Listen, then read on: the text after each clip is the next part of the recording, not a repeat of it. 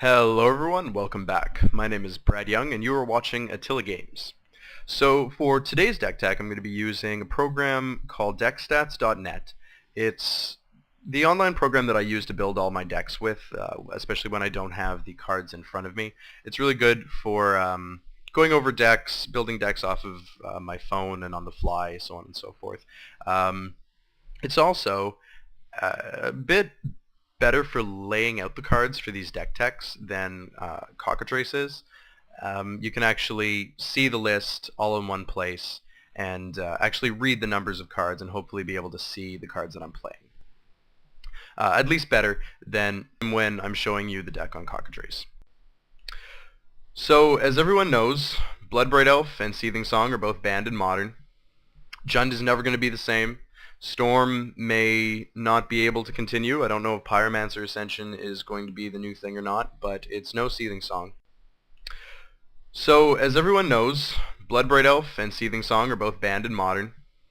Jund is never going to be the same. Storm may not be able to continue. I don't know if Pyromancer Ascension is going to be the new thing or not, but it's no Seething Song. And Jund is no longer the top dog of the format. And we're going to see all these new decks rise up and start taking over the format in the King's absence. So what I want to talk about with you today is Jund post Bloodbraid Elf. Now, the biggest thing about Jund, the strongest part about it, was, with the exception of being able to cheat really powerful cards into play off of a Bloodbraid Elf and maintain board presence, so on and so forth, is the black-green shell, the Deathrite Shaman, Dark Confidant, Tarmogoyf removal disruption package that the modern black-green decks can offer. And Jund hasn't lost that. Now, how I like to look at the bannings of Bloodbraid Elf, even though I'm greatly saddened by them because that card was my friend, I love that card, but what I like to think about is, what can Jund now play that it doesn't have the constrictions of a 4-drop Cascader?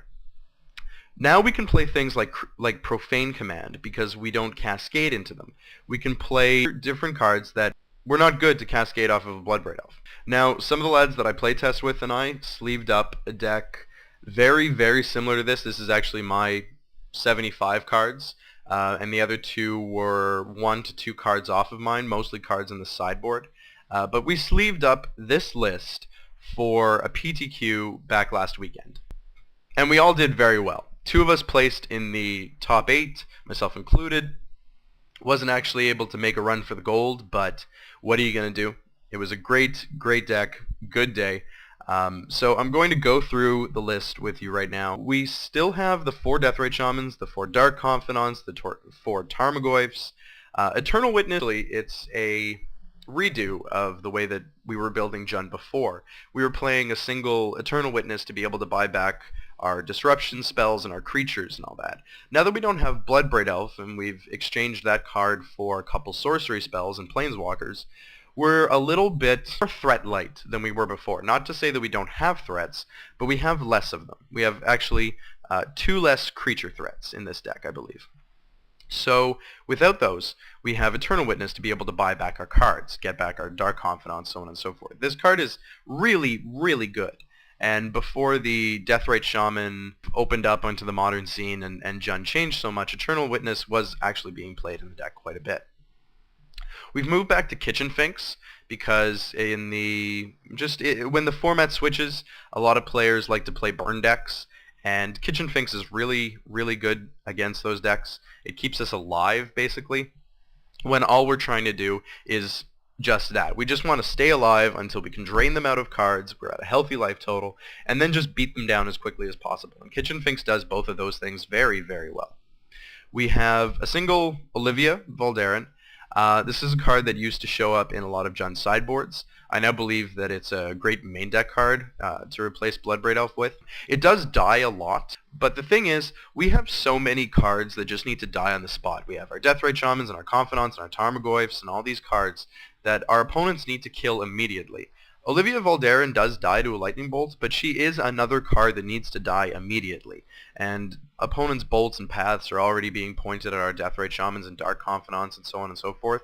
So if you can resolve an Olivia, once you've drained them out of their removal spells, this card will take over the game. hands down. It will destroy your opponent's board, it will take their creatures from them, and it will attack them for a lot.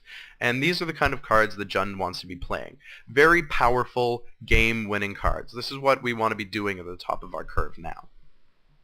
Moving on, we have one Thrun the Last Troll. He's just a really good beater. Can't be countered, so the USA, like Wafo, Tapa decks, and all the control decks that we expected to flow into the format after Bloodbraid Elf leaving, Thrun is very good against them. He also regenerates, he's great in the mirror, he's great in creature matchups, he's just a solid 4-drop. And again, the deck just wants to be playing a bunch of solid cards. One thing I do want to talk about here at the 4-drop slot on the curve is Huntmaster of the Fells. I tested Huntmaster of the Fells extensively. I played a 1-of Huntmaster back in Jund before Deathrite Shaman came about. I thought the card was really, really good as a 1-of. He did a lot of work. He gained life. He left a wolf, so on and so forth. But in testing, Thrun and Olivia and the other cards just did so much more than Huntmaster. He was actually really lackluster in our testing. He was very good against some decks and just horrible against others, where Olivia and Thrun are kind of just solid in every matchup. Olivia is just good in everything that plays creatures, and even then she's a 3/3 flyer, which can buff herself, so that's none of that is a bad thing. So those are the creatures. Moving on to our spells, we have 3 Thoughtseizes and 2 Inquisitions. Again, this number can fluctuate depending on what you plan on seeing, depending on your playstyle, so on and so forth. But we just have our 5 solid disruption spells. We have the 4 Lightning Bolts, which is the main reason why the deck is still in red now. Lightning Bolt is just a really cheap, effective removal spell. You have Abrupt Decay. We have the one in the main deck. Kills cards out of the twin decks, out of the mirror. Can't be countered. It's all good. We have 2 Dismembers as our large removal spell. It hits all the regeneration creatures. It gets through welding jars, so on and so forth. The double black isn't all that difficult to be able to pay if you have to, but the 1 mana kill that thing spell is very, very important. Because you want to be tapping out, you want to be playing your creatures. You don't always have the 2 mana, especially in red and black, to be able to cast Terminate all the time, so Dismember just kind of takes over that. We also have Kitchen Finks now, which offset a little bit of the life loss in this deck. We have a Singleton Maelstrom Pulse, kind of hits everything. It's our catch-all removal spell. Good card.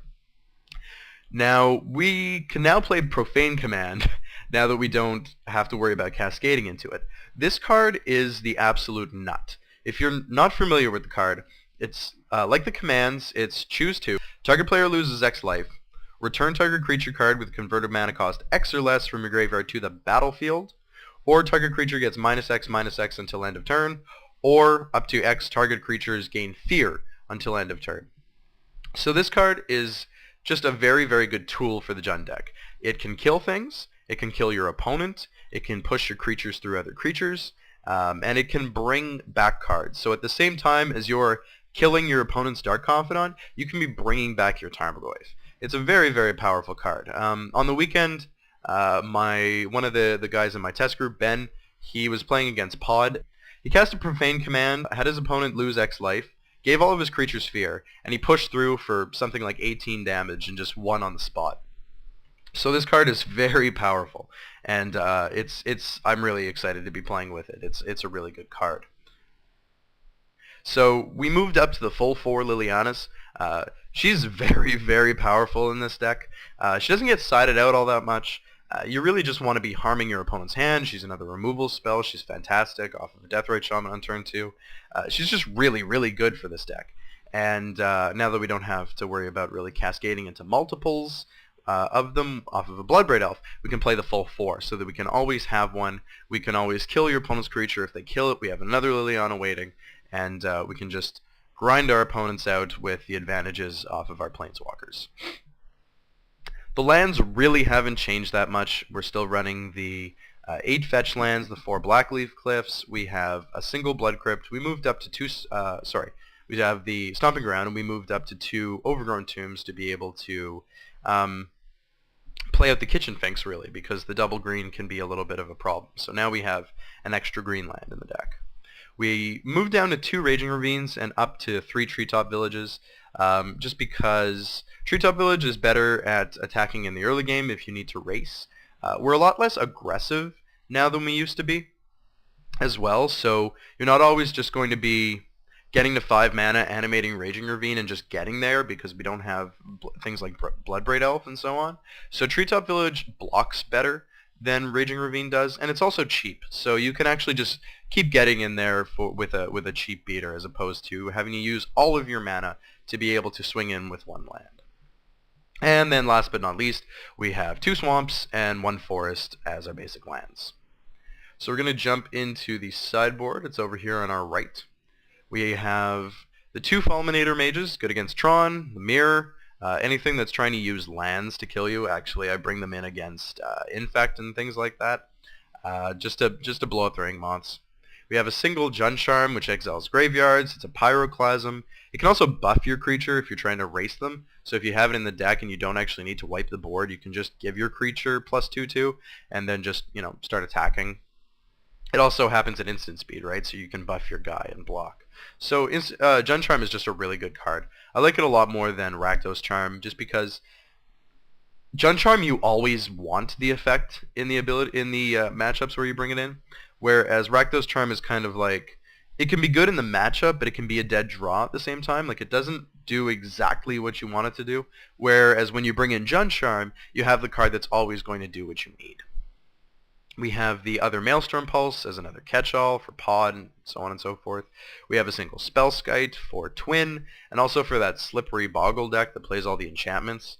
I ran into one of those at the PTQ, and Spellskite was pretty sweet. I got it out really early, and he didn't really have a way to deal with it in the early turns, and it just slowed him down a ridiculous amount. So you have the Spellskite. It's also good against Burn, bringing it in against Burn. We have 2 Ancient Grudge for Affinity. Torp Orb for Twin and Pod. It shuts down all the Enter the Battlefield abilities.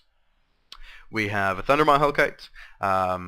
Some of us chose to play Thundermaw, some didn't. He's really bad off of Dark Confidant, but even then, if he deals 5 to you, he's dealing 5 to your opponent. Like, this is always a Lava Axe. He's always going to get in if you play it correctly, and he's a really, really good finisher. So in the games where you've been grinding and you've got to a bit of a board position, you can slam down a Thundermaw and just end the game right there. It's great against... I bring him in so many matches, I can't even name all of them. Anything, just in any deck where where a card is bad and I don't really have a great card to bring in, I just bring in a Thundermaw Hellkite, because sometimes you can just draw it and go like, well, hey, look, kill you. We have 2 Grafdigger's Cage for Pod. I don't really know why that's showing up, but we have Grafdigger's Cage. We have 2 Slaughter Games for the Scapeshift decks. And we have a Thrun to go with the Thrun in the main deck against Control, so on and so forth, a Mirror. And we have a Kitchen Finks because I hate playing against Burn. I like to gain life. So that is the deck in a nutshell. This is the new face of Jund.